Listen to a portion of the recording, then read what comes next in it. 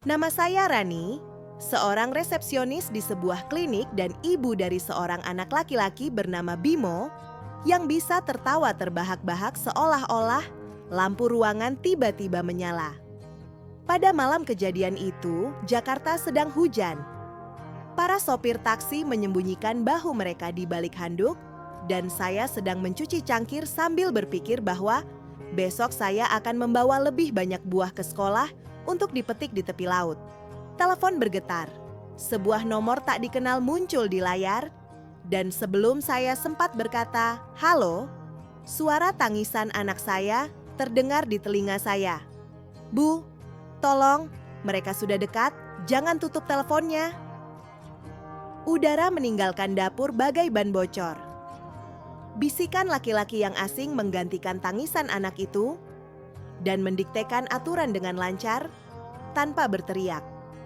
Tidak ada polisi, tidak ada suara keras. Uang hanya di dompet elektronik. Pergi kemanapun kami katakan dan menunggu di tengah hujan sampai mereka memastikan anak itu baik-baik saja.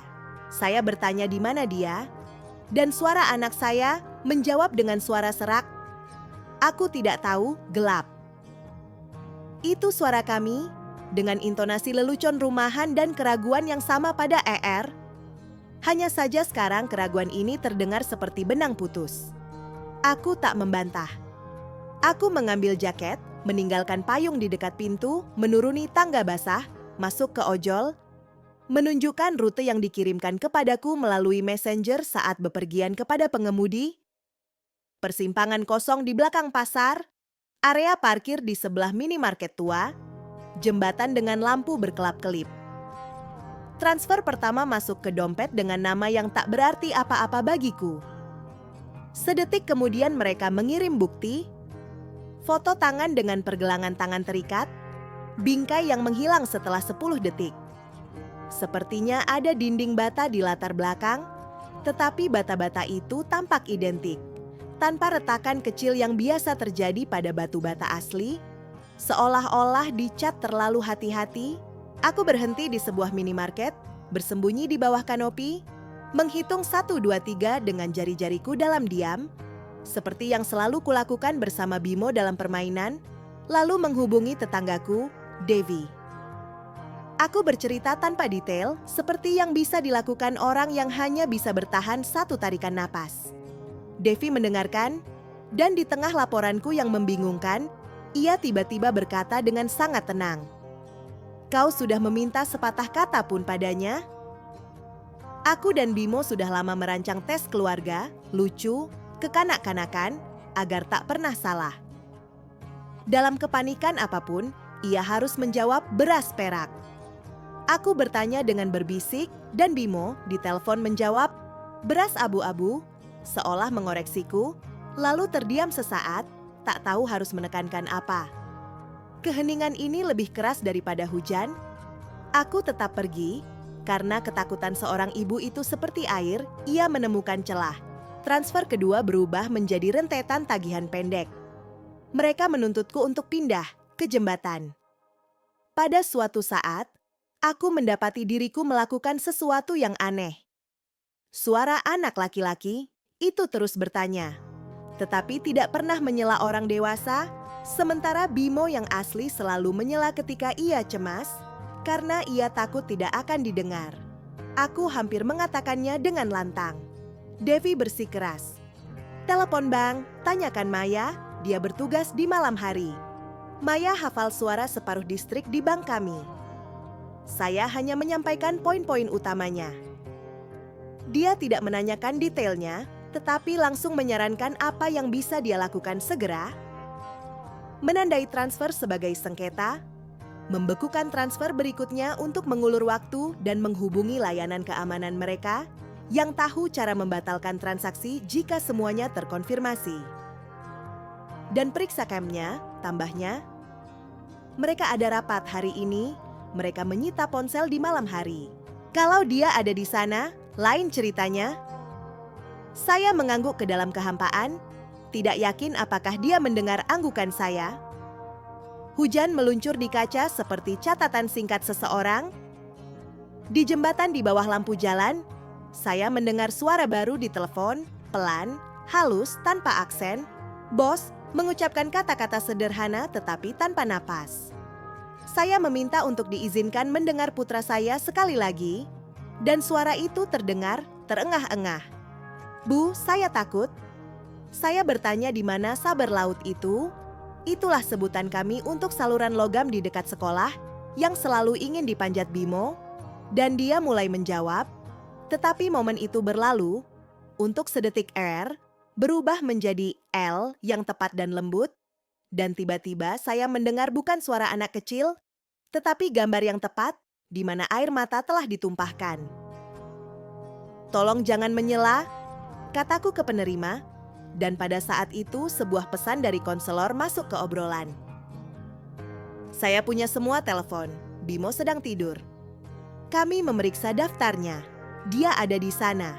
Aku berdiri di jembatan basah, kota bergolak di bawah karet ban mobilku, sebuah sepeda motor entah di mana, dan rasanya aku sedang memegang bukan ponsel, melainkan tali kekang untuk seekor anjing tak kasat mata.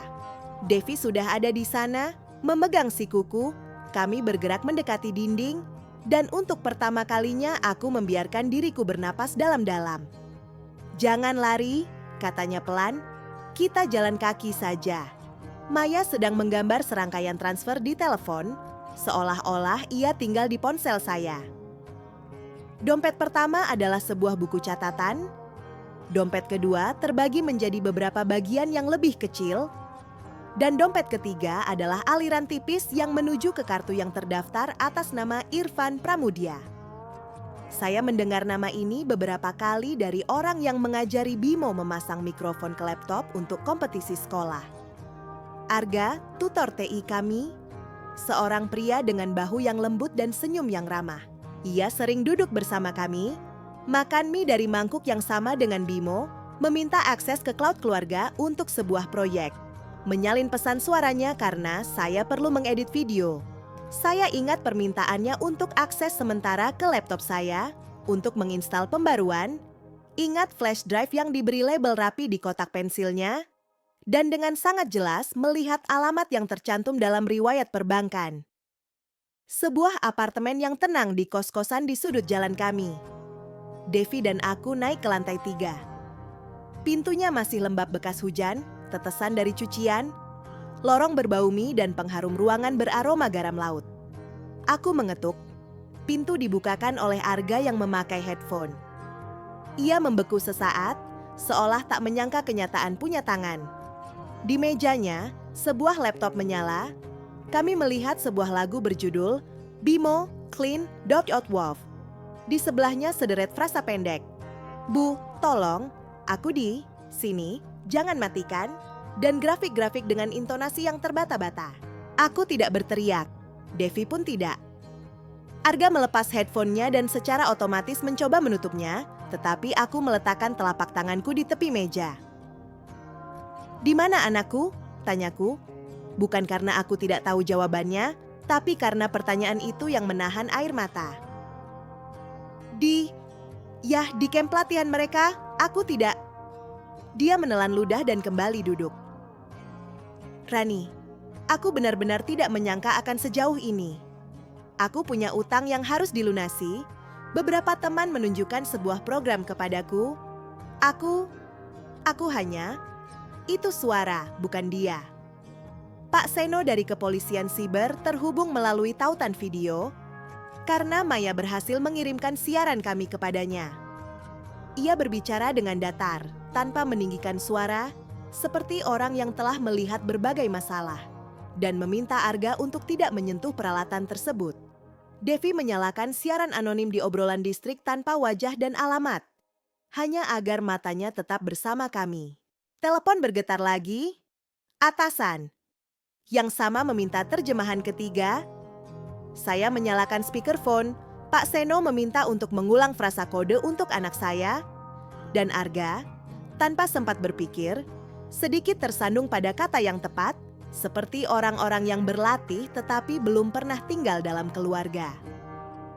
Di atas meja tergeletak sebuah kartu SIM, kartu-kartu tertata rapi, dompet elektronik di 2 ponsel, daftar nomor sekali pakai dengan catatan ibu percaya, jeda 10 detik, menangis 3 detik, dan di sebelahnya selembar kertas bertuliskan namaku, berisi pesan suara dari kurir yang pernah kukirimkan ke Bimo dari antrean apotek. Rahangku sedikit mengeras, tetapi aku berhasil berkata dengan tenang. Buka folder berisi rute. Arga membukanya. Kami melihat jalanku sendiri melalui 3 titik, seperti pada seutas benang yang digambar langkahku. Maya membenarkan pembekuan transfer, uang pertama mengalir kembali seperti air yang tertahan di bendungan. Pak Seno meminta Arga untuk duduk agak jauh dari meja dan mencatat waktu pelaksanaan skenario. Saat itu, satpam kami mengetuk pintu, diikuti oleh 2 orang berseragam, dan untuk pertama kalinya malam itu, saya merasakan realitas yang rapuh itu kembali padat. Arga mencoba berbicara tentang utang, tentang bagaimana ia ingin hanya menakut-nakuti, tentang bagaimana tidak akan ada yang terluka, dan saya mendengarkan, menyadari bahwa tidak ada yang bisa diselamatkan dari kata-katanya kecuali fakta. Fakta-fakta tersebut disusun dalam sebuah protokol.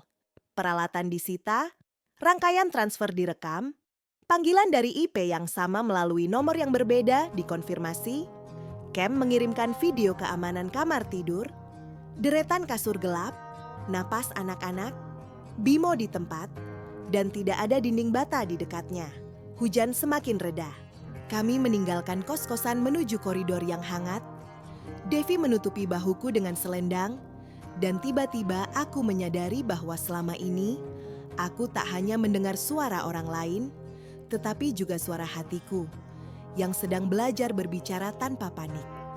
Kami tiba di rumah, lorong masih beraroma nasi kemarin. Ada teh yang belum habis di atas meja, seolah seseorang dengan murah hati menghentikan waktu di titik yang tepat. Paginya, saya langsung menelepon konselor perkemahan. Meskipun saya sudah tahu jawabannya, Bimo berkata di telepon dengan suara mengantuk, "Bu, kami sedang sarapan." Dan saya tersenyum untuk pertama kalinya malam itu, karena tidak ada peta rute, instruksi yang dingin, atau tulisan "tolong terjemahkan" yang lengket di senyumnya. Saya memintanya untuk mengucapkan kata-kata kami dan tidak terburu-buru, dan tanpa jeda dia mengatakannya persis seperti yang pernah kami pikirkan, lucu dan sedikit cadel. Itu sudah cukup. Malam harinya, saya duduk untuk menuliskan sendiri kisah. Bagaimana sebuah suara mencoba mencuri saya. Bukan demi like daring atau kesimpulan orang lain, melainkan demi perempuan yang saya temui di jembatan malam itu. Saya menuliskan 3 aturan singkat yang enak didengar dan mudah dipraktikkan. Selalu siapkan kata uji. Coba dalam keluarga yang hanya kita yang tahu. Kapanpun Anda mendengar transfer segera, jangan ragu untuk berhenti sejenak. Hubungi kembali nomor yang dikenal, tanyakan kepada guru, tetangga, atau siapapun saudara Anda. Dan ingatlah bahwa bank dan polisi tidak mengejar, melainkan bersama-sama. Mereka punya metode untuk membantu Anda bernapas selagi Anda belajar bernapas kembali. Seminggu kemudian, Pak Seno menelepon untuk mengabarkan bahwa uangnya telah dikembalikan dan kasusnya sedang diselidiki berdasarkan pasal pemerasan digital. Saya berterima kasih kepada Maya karena telah mendengar suara saya di antara dinding hujan. Berterima kasih kepada Devi karena tangannya yang kokoh di siku saya. Dan berpikir bahwa setiap kota memiliki paduan suaranya sendiri dan terkadang perlu diulang-ulang hingga menjadi kebiasaan. Jangan panik, periksa. Malam harinya, hujan mulai turun lagi. Tetesannya menancap di ambang jendela seperti jarum-jarum kecil, tetapi kini suaranya tak lagi membuatku takut. Aku menyalakan ketel, mengambil cangkir bertepi retak dari lemari, mendengarkan kesunyian rumah, dan untuk pertama kalinya setelah sekian lama, aku membiarkan diriku bernapas panjang. Suara anakku sudah teredam, dan tak ada perangkat lunak lain yang bisa menyalakannya tanpa izinku. Suara itu cukup membuatku menutup jendela dapur dan mematikan lampu, bukan karena takut, melainkan hanya untuk melihat bagaimana hujan membasahi kota. Beberapa hari kemudian, kota kembali berirama. Terompet pagi, pedagang dengan keranjang di pundak mereka. Uap tipis mengepul dari beras di pojok jalan. Saya pun kembali ke tempat kerja, ke toko, ke daftar tugas yang tak mengharapkan kepahlawanan.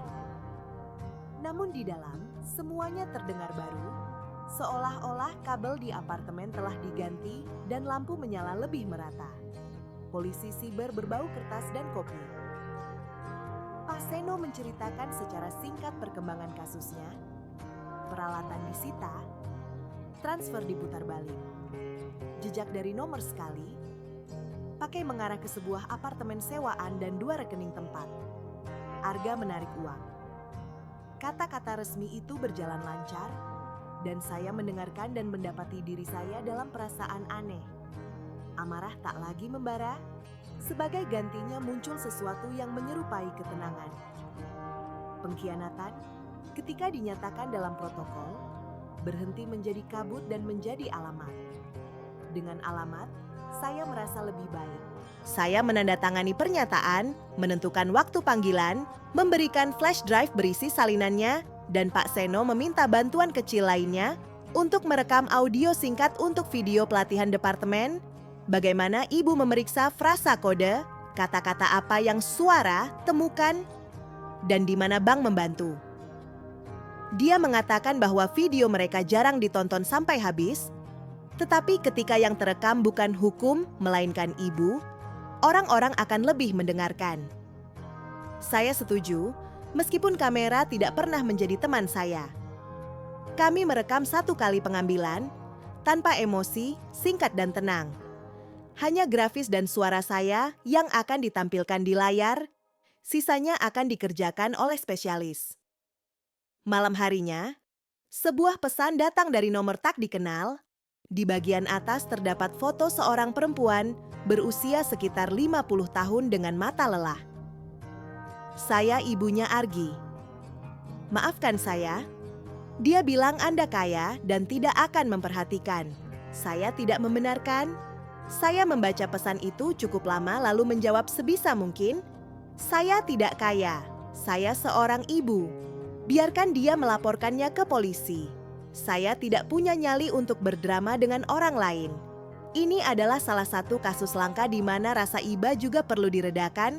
Kalau tidak, itu akan menjadi bumerang. Keesokan harinya saya pergi ke camp, membawakan jus dan sebungkus kue untuk anak-anak. Konselor keluar menemui saya dan menempelkan daftar itu ke dadanya. Tangannya gemetar, meskipun semuanya baik-baik saja. Kita akan memperketat aturan komunikasi, katanya, dan menambahkan pertanyaan kode keluarga. Terima kasih atas idenya. Saya mengangguk. Sekarang setiap anak memiliki kartu kecil berisi 3 poin di ransel mereka. Kartu-kartu itu tidak terlihat di kamera dan tidak menarik perhatian para penyerang, tetapi berfungsi seperti sabuk pengaman. Bimo berlari menghampiriku dengan keras, menyodorkan sebuah kerang ke telapak tanganku. Bagaikan telinga yang mendengarkan laut. Ia bertanya dengan serius apakah aku marah di malam hari saat hujan. Aku menjawab jujur. Aku lebih takut dari sebelumnya dan itu membuatku marah pada bayangan apapun. Berani, bukan berarti tidak takut, melainkan melakukan apa yang perlu, bahkan ketika lutut gemetar. Ia mengangguk begitu serius hingga aku ingin tertawa. Tetapi kutahan, karena tawa seharusnya tanpa kepahitan. Devi menyarankan untuk mengumpulkan para tetangga untuk menghabiskan malam singkat di halaman rumah kami. Kami menyiapkan termos, gelas plastik murah, ada yang membawa keripik pisang, ada yang membawa hookah, tetapi kami meminta mereka untuk menyingkirkannya agar lebih jelas. Saya menceritakan kisah itu tanpa detail yang membuat serial TV menjadi hidup. Saat itu malam ada suara, ada transfer dan ada cek. Maya menunjukkan di layar ponsel di mana mencari tombol sengketa dan cara cepat menghubungi layanan tersebut. Pak Seno datang dengan pakaian sipil dan dengan mudah, hampir ramah, menjelaskan mengapa Anda tidak dapat mengirim pesan suara anak-anak di domain publik, cara membatasi cloud, Apa itu dua faktor? Dan mengapa menelepon balik dari daftar Anda bukanlah keinginan, tetapi kebersihan dasar? Para tetangga mengangguk, seseorang menuliskannya di selembar kertas, seseorang segera memberi tanda centang di pengaturan. Di tengah rapat, sebuah nomor tak dikenal menelepon, seseorang melompat. Kami saling berpandangan, lalu saya menyalakan speakerphone. Penerima bertanya, "Anda mau panel surya diskon?" Dan untuk pertama kalinya malam itu, halaman kami tertawa semanis tawa orang-orang setelah inspeksi ketika ternyata itu hanya iklan. Tawa tidak membatalkan kehati-hatian, tetapi mengembalikan hak bernapas pada tubuh. Di malam hari aku masih terbangun karena hujan, kebiasaan yang lambat. Aku bangun, pergi ke dapur, mengisi air, mengambil kerang, dan menempelkannya ke telingaku. Bukan karena aku percaya pada laut, tetapi karena suara kerang yang kosong itu menenangkan. Rasanya seperti mendengarkan napasmu sendiri. Rumah akan menjadi sunyi dan terang, dan aku menyadari bahwa aku tidak lagi takut pada suara tetesan air. Mereka tidak punya naskah, mereka jatuh begitu saja. Suatu hari, Bimo mengajak saya bermain telepon. Kami sepakat. Saya akan menelepon dari kamar dan mengucapkan frasa yang berbeda, dan dia harus mencari tahu orang seperti apa saya. Seorang ibu sungguhan atau seseorang, saya mencoba meniru diri saya sendiri, berhenti sejenak saat bercanda, mengubah nada suara saya. Dia membuat beberapa kesalahan, karena batas antara tiruan yang nyata dan tiruan yang tepat itu tipis, terutama untuk anak kecil. Dan kami berbincang tentang di mana letak bendera kami, kata yang hanya diketahui keluarga, pertanyaan yang tak akan pernah tertebak jawabannya oleh orang asing, kebiasaan yang tak kami unggah daring. Kami tertawa sebisa mungkin, dan mengulanginya lagi saat tak bisa. Permainan itu perlahan-lahan menjadi bukan permainan. Sebulan kemudian Pak Seno mengirim pesan singkat, akan ada putusan. Pekerjaan sosial, larangan kegiatan serupa, hukuman percobaan, penyitaan peralatan, program pelatihan ulang. Uangnya telah dikembalikan. Saya memejamkan mata sejenak.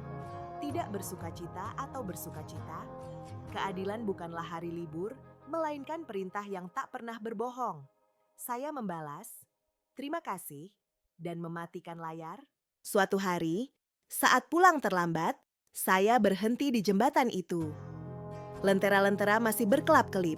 Sungai berbau besi, udara lembab menghangatkan kulit saya. Saya ingat bagaimana saya berdiri di sana sementara suara itu membujuk saya untuk melangkah lebih jauh. Dan betapa sulitnya mempercayai telinga saya sendiri ketika mereka berkata, "Jangan terburu-buru." Saya duduk di trotoar beton dan mengucapkan dengan lantang apa yang ingin saya ingat sejak lama. Rasa takut itu cepat, verifikasi lebih lambat tetapi menyelamatkan. Frasa itu sederhana tetapi seperti sabuk yang langsung menutup tanpa bunyi klik. Di klinik tempat saya bekerja, kami menempelkan kartu-kartu kecil di meja resepsionis dengan izin manajemen dan tanpa logo yang mencolok. Jika seseorang menelepon dan meminta pembayaran sekarang juga, minta mereka menelepon balik, menutup telepon, dan menekan nomornya.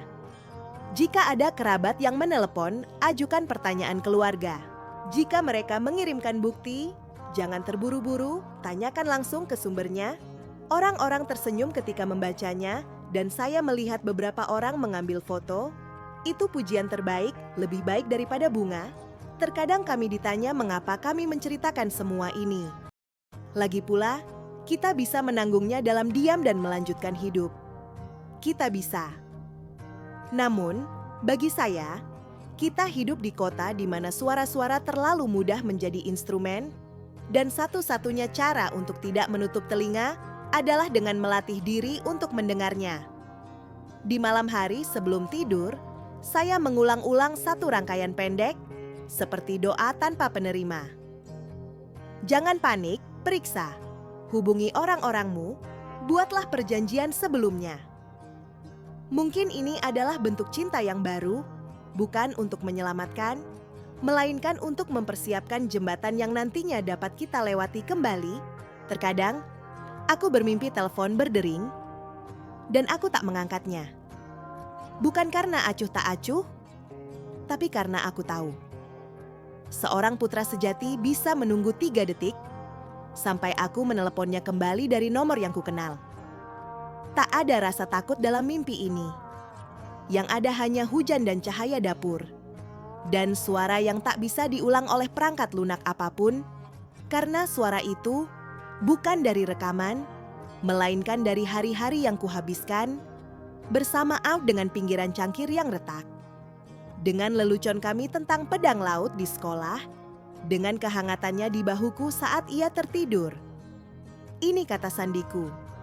Jika Anda membaca ini dan merasa ini tidak berlaku untuk Anda, singkirkan saja tidak dengan saya, tuliskan 3 langkah, bicaralah dengan keluarga dan orang-orang yang Anda percayai, ciptakan kata-kata Anda sendiri, pikirkan siapa yang Anda izinkan untuk mendengarkan suara Anda, biarkan semua ini tetap tidak terpakai, seperti kotak P3K di laci paling bawah tetapi selalu tersedia. Dan jika suatu hari di tengah hujan, suara orang lain mencoba mencuri suara Anda, semoga itu tidak berhasil.